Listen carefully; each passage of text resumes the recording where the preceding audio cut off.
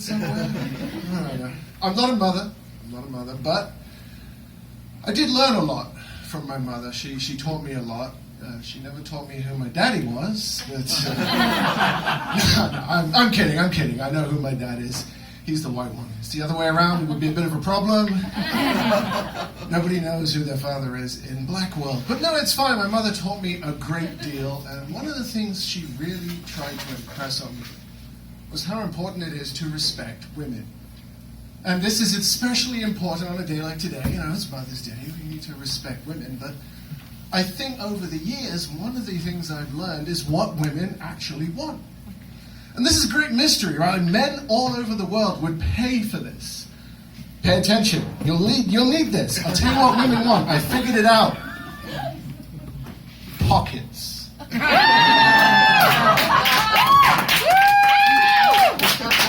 I mean, they probably also want men to stop telling them what to do with their bodies and pay them the same amount as they get paid, but it's also pockets, right? No, seriously, have you seen this in the news? In Georgia and Ohio now, they get political. They've started a bill where life begins at the first heartbeat. So now it's illegal in these states for a woman to get an abortion when there is a heartbeat. I got a better idea. How about child support starts at the first sign of a heartbeat? How many men in the legislature you think would be pushing that one through? Better question, better yet. If the woman has a heartbeat, men shut the fuck up. Even better idea. Something else my mother taught me, though. Always be proud of who you are. And I'm very proud to be, a black guy living in Newfoundland. Okay, all right. Half black. It's the bottom half, in case you're curious. My fiance was, and look where we are now. Supposed to be a one-night stand, and we're now on night 1228. You know what they say, once you go black, you need a wheelchair. But I don't think, as people who live in Newfoundland and maybe grew up here, people don't realize that Newfoundland really isn't set up for black people. I'll give you an example. You have any idea how fucking terrifying mamas are? First time I opened the door and a mama was there, I was like, shit, is the cross on fire too? It's fucking terrifying! And then October 17th last year was a great day in the history of our country.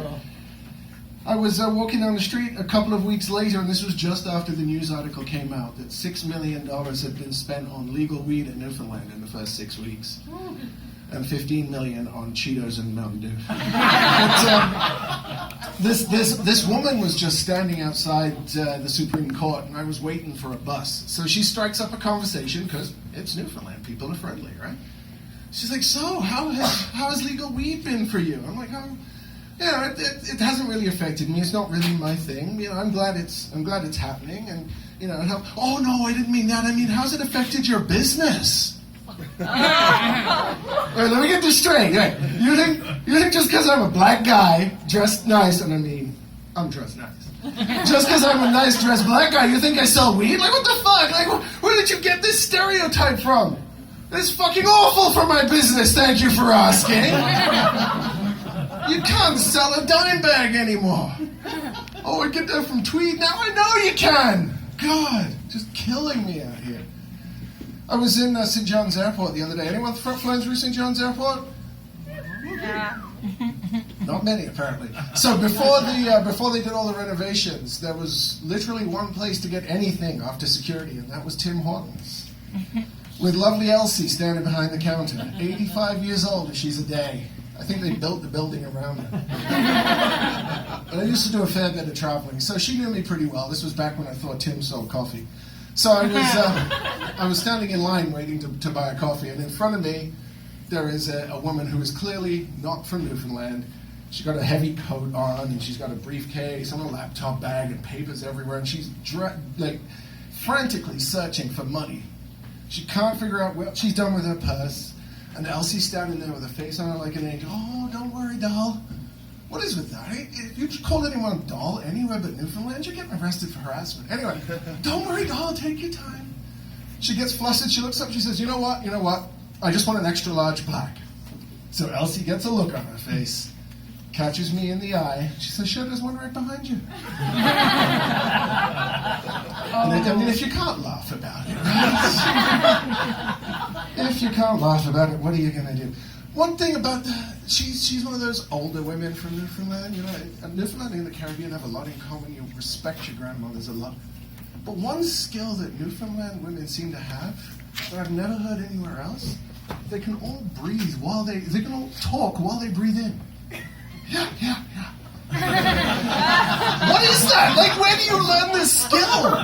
I had never seen it before, and it's just like this natural thing. It's just so incredible. It's a talent, I tell you. I had one thing there that we can't do. Two things we can't do as black guys. One of them is curling. I don't know what curling is. Somebody said to me, "Hey, Chris, you want to go curling?" What a white thing to say. The only ice I know about is the stuff that you put on your front teeth when you're about to release your latest mixtape. You know, it's fire. Whatever the kids say these days. But one of my good friends is dating a sub. I tried that once. He's into this dom thing with whips and stuff. I tried dating a sub once, but the bread got soggy. And black guys cannot be doms. They can't. It's just not safe. You know, you've got your partner there, and she's like, "Oh yeah, you're gonna hold me against the wall and handcuff me and choke me and whip me." And I'm like, "Bitch, you know how many felonies that is?" What police officer is gonna believe that you asked me to do that? You know what I've never said? "Thank you for the help, officer." I've never uttered those words. This is not a thing. It's terrifying thoughts. But, you know, one other thing my mother taught me is that no matter how old you get, it beats the alternative, right?